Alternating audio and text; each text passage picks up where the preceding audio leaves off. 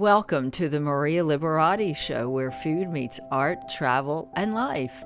So what does food mean to you? Well, join me this week as my special guest is Frank Morelli, who is the author of a book called The MOBB Diet Book. And that's MOBB spelt with MOBB.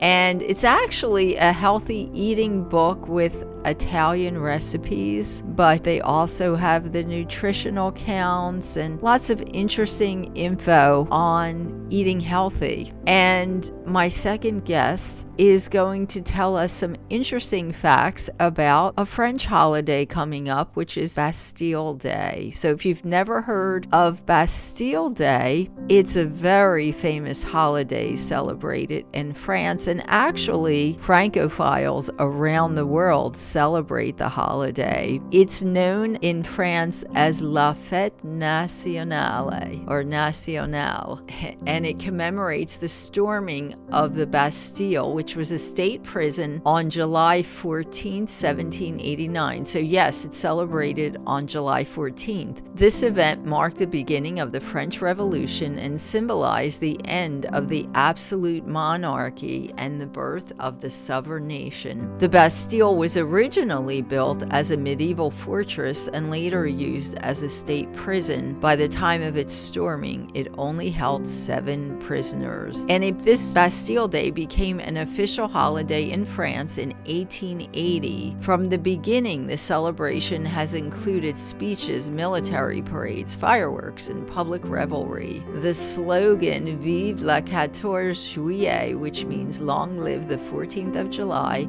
is often associated with that day. One of the most famous events in the military is the military parade on the Champs-Élysées in Paris. So if you're visiting Paris during that time, you get to see that. The holiday, as I mentioned, is also celebrated in former French colonies and by Francophiles worldwide.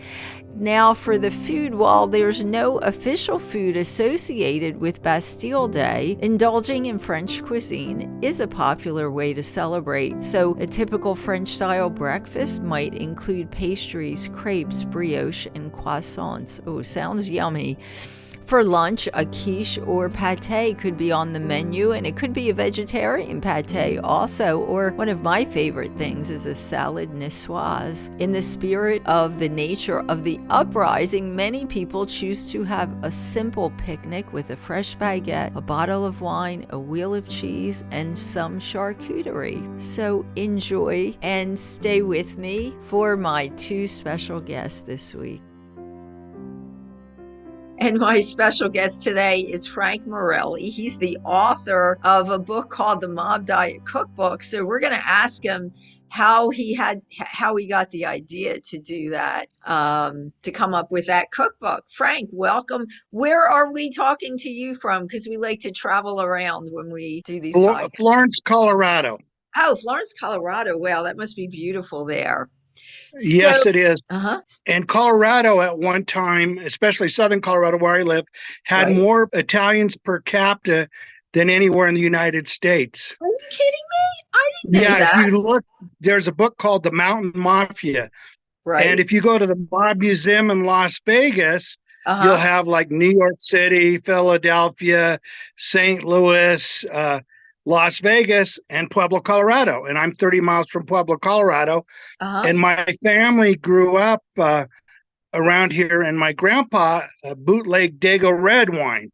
Oh, wow. And he interacted with the mafia guys forever. In fact, in Canyon City, which is near me, was heavy in the Ku Klux Klan. And eventually, the Ku Klux Klan had to leave Canyon City because there was a dispute between the Italians and the Ku Klux Klan. Oh, wow. Italians won. The Ku Klux Klan left Canyon City, although Canyon City still has a lot of people that are prejudiced against Italians, Hispanics, Jews, and Black people. Wow. But that's in our history for real.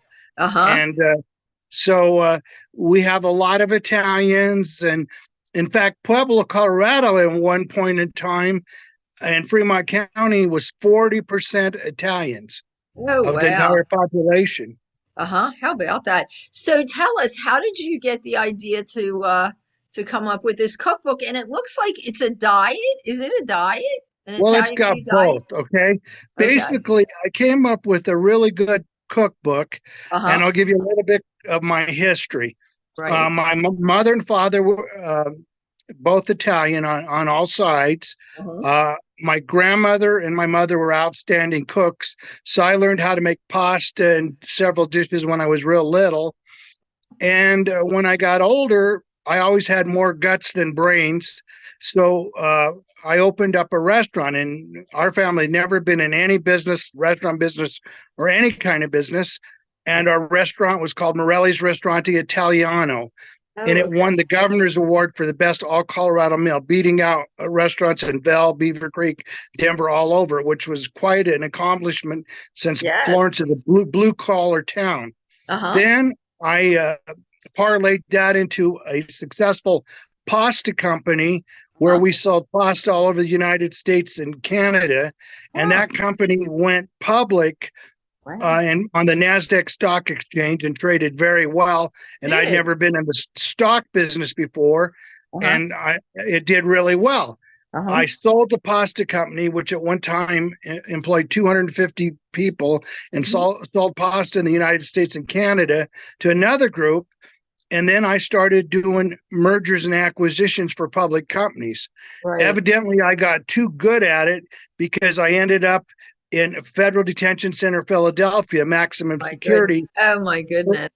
for 38 months, even though I had no victims, no restitution.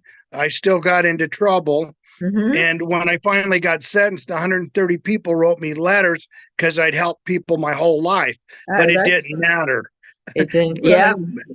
but when I ended up in Philadelphia, I became friends with people such as Nicky Scarfield Jr., who on Halloween night, 1989 in Philadelphia, while I was eating pasta, he got gunned down, shot 8 times in the Oh, chest, and lived. wow. Well, let's talk about your book, though. We don't want to talk about that, okay? We're because Okay, our audience is really interested in food. So tell us okay, about the Mob Diet Cookbook. That's really what we wanted to oh, hear okay. about. Well, basically, I had a great deal of food experience. Okay, Right. It sounds like and it. Yes. and while I was in prison, I decided to write a book. I lost over 100 pounds. I put about 20 or 30 back on, Huh? but I basically took a lot of Italian recipes that were Mediterranean soups Uh-huh. and salads. Do you have a copy of my book? No, I don't think they sent me a copy yet. Well, send me your address after we're done, and I'll I send you will. some to give to your listeners. I'll send you a whole Yeah. box that you Oh, can give to your well. listeners. We can we'll have Okay. a giveaway. Yes. Okay. Well, my mother was a librarian, and so I studied a lot of cookbooks. Okay. Uh-huh. And I figured what was lacking in a lot of cookbooks was a lot of the recipes were hard for somebody who couldn't boil water to make. So Right. basically, I came up with a cookbook where the recipes were simple, Uh-huh. easy to make, and taste great. Because Very in good. Italian cooking, if you overspice, sometimes you mess up. And I'll Right. give you for instance, like my San Marzano tomato sauce Uh-huh. doesn't have a million ingredients. It's simple.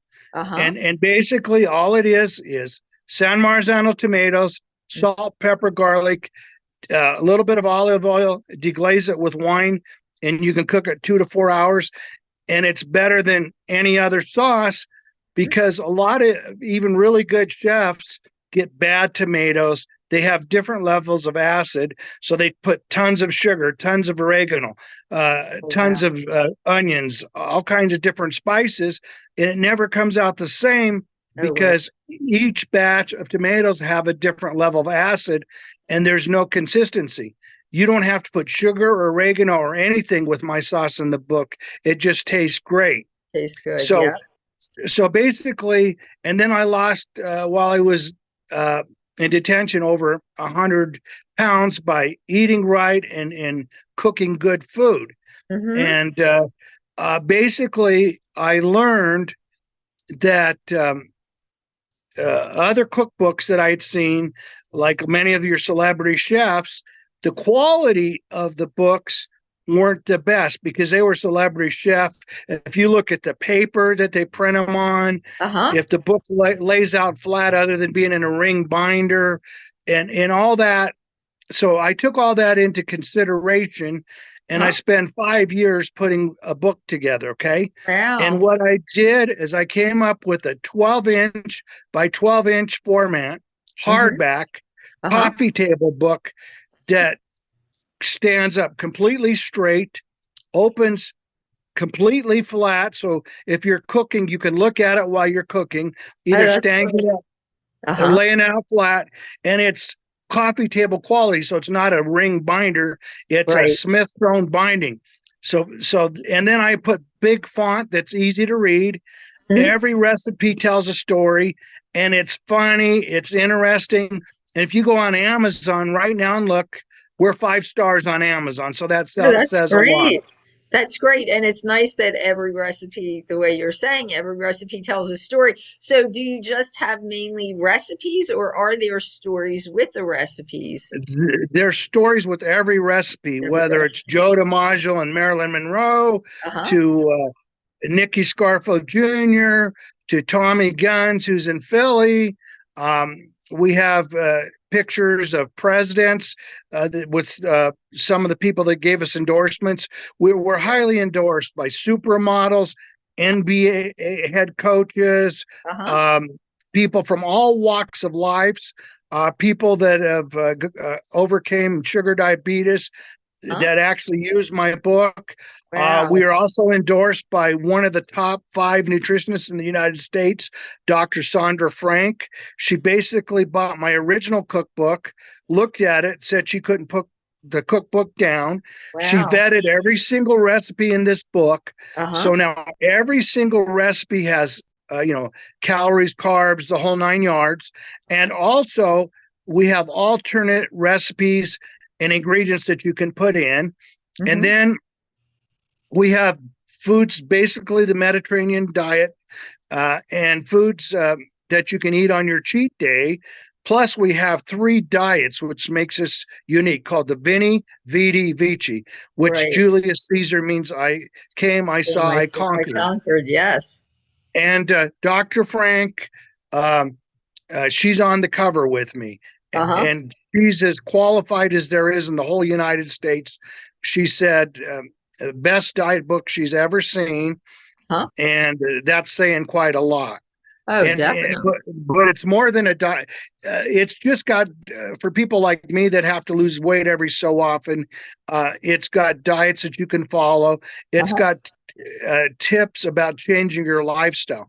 Because although it's MOBB with 2 B's, MOBB, that was to get people's attention. The real acronym for MOBB means mercy and optimism beyond borders. Everybody deserves a second chance in life, including those like myself who have fallen in life. So basically, the whole message is through positive thinking, food, diet, exercise, and believing in yourself, anybody can turn their lives around, no matter what obstacles are thrown at you. And food is basically a language that we all get together over. Exactly. And the recipes are really, really good, because if you go look right now on Amazon, you'll see we have 54 reviews. 53 of them are 5 stars. And the lone 4-star review is a super good review. And these are by people I've never met who have bought the book, think really highly of it. And it's a book that you can put in your living room or your kitchen. There you go. Oh, that's great. So it's like a coffee table book, a book that you can, display. The pictures are phenomenal. Oh, that's great. So you have pictures also. Yeah, the gentleman that took the pictures has produced 7 movies, including one with Walter Matthau. So the pictures are big. They're not busy like a lot of cookbooks are real busy. So you have an idea of what you're making because it has a picture of what it's supposed to look like when it's finished. Wow. And the other secret to our book is we teach you about bases that you can use in other recipes, which are real simple. Like, for example, my San Marzano tomato sauce, you can use it in other recipes. You can use it in soup. You can even make things such as chili with it because the tomatoes are so good. Right, right. Oh, well, San Marzano tomatoes are so flavorful. So people don't realize it until they've tried it. So that's absolutely right. They're great tomatoes. Well, that's great. Well, Frank, we're almost out of time. So tell us where people can get the book, and do you have a website? Yes, you can get the book on Amazon and our website, which we have other items such as aprons, baseball caps, beanies, even a body bag for people that are serious workout people, is our MOBB, OURMOBB.com. Okay. And also, one more thing about our book is it's got several stories about people that have actually changed their lives following the lessons taught in our book through mistakes that I've made. Yes, that's wonderful. So it's also an inspirational as well as food, something delicious, but inspirational to read, while you're eating these delicious recipes that you can prepare from the book as well. Yes, and that's why people love it so much, is because the recipes are easy to make and they taste great. And one more thing, one of our recipes, our New York steak recipe, was reviewed by an independent book critic, a lady out of New York who I've never met, called Mastering Cookbooks, with 14,000 followers. She did a cookbook challenge, and she bought our book. I never met her. We made it to the finals against a celebrity chef, Emerald, to be specific. Exactly. We went head to head, and guess who won? Oh, well, that's wonderful. We won, you can look at it on Mastering Cookbooks. We beat Emerald head to head. That's wonderful. That's exciting. Great. So, Frank Morelli, that's the MOBB Diet Cookbook. And they can find the book on Amazon, and much success with the cookbook. It sounds like definitely very interesting and more than just a cookbook. It is. And please send me your address after we're done. I will. And I will send you a box of 8 cookbooks that you can give to your listeners. Give to the listeners. Yes, we'll have a giveaway. Thank you so much, Frank. We'll do that. Okay, great. Hang on. I'm going to stop. We're going to stop, but hang on. Okay, great. Yes, ma'am. Thank you so much for being here.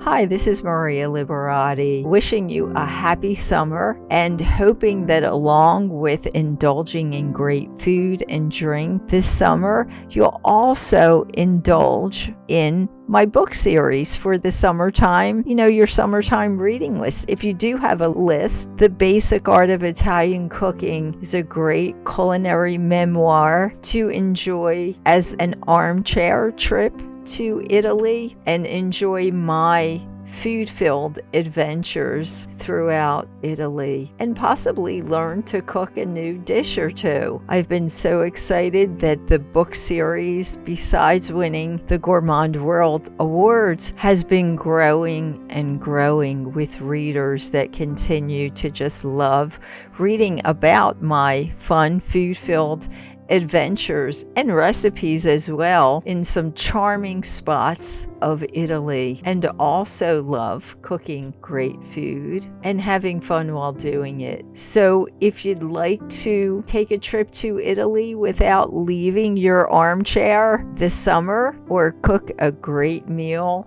to impress family and friends, get a copy of The Basic Art of Italian Cooking, The Basic Art of Italian Cooking Holidays and Special Occasions, and The Basic Art of Italian Cooking Da Vinci Style.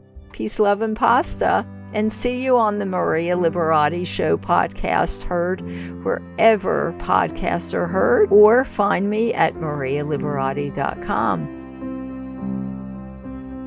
And my special guest today is Debra Borchert, and she's an author, and Bastille Day is coming up, so she's going to share some info on on celebrating Bastille Day. I think it's pretty much kind of like the 4th of July for the French, isn't it? And Yes, it is. yes, and what's the exact date of Bastille Day? July 14th, 10 I days thought after so. ours. Yeah. Yes, exactly. I thought so. Just wanted to make sure. Yes, so it's after our 4th of July. So tell us just a little bit about the history of Bastille Day. So for those that don't know what Bastille Day is in France. Absolutely. Well, we should thank France on our 4th of July because France helped us win our independence. And There you so 6 years later, they go. started their fight for freedom against the crown. And it started with the storming of the Bastille, which was a big prison. Uh-huh. And it went on for almost 10 years. And I've written a book of 3 books that take place Yes. during those 10 years. And people really lived through horrible, horrible times because one of the major contributions to the French Revolution was that people were starving. Uh-huh. And so uh, that I think is why the French Revolution really began. Yes. And so Bastille Day, Bastille is you said that's the name of a prison, is that correct? It was, yes. Or And the it was name of a prison.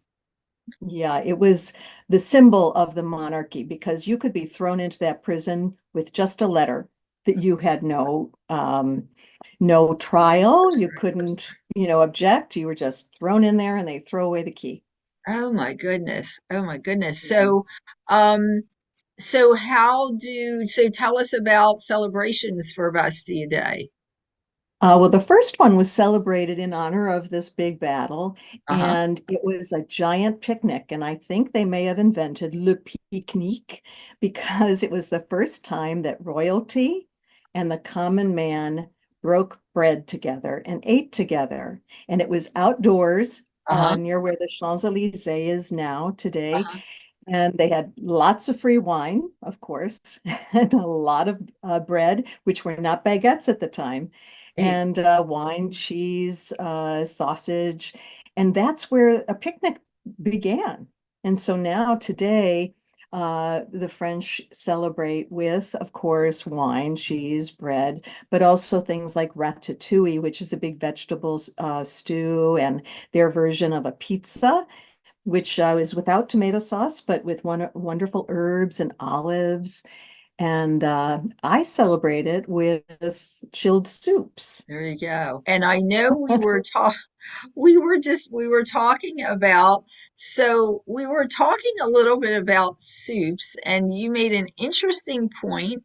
Well, I guess we should probably start by telling people that your books have characters that make soup, right? So That's right. I you have 3 books, and yes, so all the you characters make the soups. yes. So you decided to give the soup recipes, put together a cookbook of all the soup recipes that your characters make in your book. So it's like a companion to your books, correct? It is a So, companion cookbook, yes. yes. So let's delve into. So what were you telling me about? You think that soup is the first fast food, right? Yes, Yeah. I think it was the first fast food because when the monarchy fell, all the nobles fled France Uh-huh. and left all the people that worked for them, servants, without jobs. So they all went to Paris and there was no jobs there. There were no jobs there either. So people that could afford lodging rooms with a fireplace, and that was rare. Most Uh-huh. people just lived in, like a whole family of 6 in a room the size of our bedrooms or something. But the people that had fireplaces and who were enterprising would make soup, bring it out in their cauldron out on the streets, and serve it one bowl at a time for a few sous. So I think that's the first form of fast food. And Fast soups food. are very integral to the culture because they had very little food. Starvation was a big reason why the French Revolution occurred. And so they made things from inexpensive ingredients like onion soup. Uh, And they also thought that the broths that they made were healthy for you. They would help you be healthy. uh-huh. So They were very important to the cuisine. Sometimes they just had soup for dinner. But I found that my characters were making soups specific to their backgrounds, just like we do, you Oh, know? yes, exactly, exactly. Yeah. That's very, very interesting. And yes, that's very interesting. So I didn't know that about, so a lot of these, because in Italian cooking, we have this style of cooking called peasant kitchen, which was again recipes made from when people were really poor and they became very creative in reusing and using ingredients to make these recipes. So it sounds like the French cuisine, some of that occurred also with the onion soup that is so popular today. And that broth would be good for you because it's onions, so, onions are very healthy for you. So that's Hmm. very, very interesting. So, is there a chilled soup that somebody could make for the summer? Yes, there's kind of a style. I have a very simple recipe that contains a vegetable, and my favorite is asparagus, but you could use green peas, fresh peas or zucchini, Uh-huh. and olive oil. So you saute the vegetable in that. With the asparagus, though, I start out with a chopped shallot, Uh-huh. but I don't let it brown. So I mix that up, kind of like quick stir fry it, and then I Right. add broth. Uh-huh. So you can use vegetable broth or chicken broth or even water. Uh-huh. And you wait until that cooks. You Uh-huh. let it cool, insert an immersion blender. Uh-huh. There's no cream, but because it's so fresh, it just becomes creamy. And then I use an herb as a topper. So with the pea soup, I use mint. And Mm. with the zucchini, I use basil. Mm-hmm. And with the asparagus, I don't use an herb because I use the shallots. And then another interesting thing is we have farmers markets out here in Seattle, which are very popular, and we have a local olive oil and vinegar manufacturer. Uh-huh. And so I use the white balsamic vinegars that Uh-huh. are flavored. So one is d'Anjou pear, and I just drizzle that on the top of the serving of the soup. Or Uh-huh. sometimes there's cucumber melon.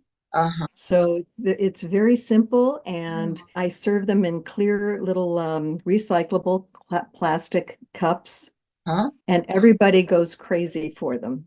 Yeah, sounds like they're very they would be very refreshing for the summertime. A great way Yes. to celebrate Bastille Day. So tell us about anything else like any other info on celebrating Bastille Day? Ah, yes. Well, you must have wine, no doubt Yes, about it. And often we play pétanque, which is similar to the Italian, is it bocce ball? bocce Am I ball. saying that properly? Yes, It's very yes, bocce similar. ball. Yes. Yes. So And we what have is an it like? organization. A balls that you kind of just throw, or you Uh, roll? More like bowling, and you want to Oh, get yes, closest to the main ball or whatever. I'm like not very good at it, but like you must drink wine while you're playing while it. you're playing. That's great. And it sounds like one of that soup would be a great, also something really good and refreshing to have for Bastille Day. So tell us, we don't have much time left, but tell us the name of your book series or it looks like you have three. I have Chateau de Versailles series, Her Own Legacy, Her Own Revolution, and Her Own War. And then I Okay. have a companion cookbook, Soups of Chateau de Versailles. There you go. And where can people find you, Deborah, online? Do you have a website? Yes, Debra, Debra, Borchert, Borchert.com. Uh-huh. And you can request my books at any bookstore and, of course, online. Online as well. Great. Yeah. Thank you so much for being here. Very interesting topic. Thanks. It was great fun. Thank you. Thanks for listening to the Maria Liberati Show, and thanks to my producer, Britton Roselle, and this week's special guests. And also, just to mention, if you follow me on Instagram, you'll be able to participate in our contest for a cookbook giveaway. Just follow me on Instagram at Maria Liberati, and you'll be able to participate again, as mentioned, in this cookbook giveaway, and you'll win a signed signed cookbook. We're giving away some ebooks, signed cookbooks as well, bookmarkers. So just follow me at Maria Liberati on Instagram. And let's see, you can also find me on Facebook at Chef Maria Liberati, on Twitter at Maria Liberati. You can find me on my blog at marialiberati.com. The blog for this podcast, themarialiberatyshow.com. On Pinterest at Maria Liberati, as mentioned, on Instagram at Maria Liberati, on Vimeo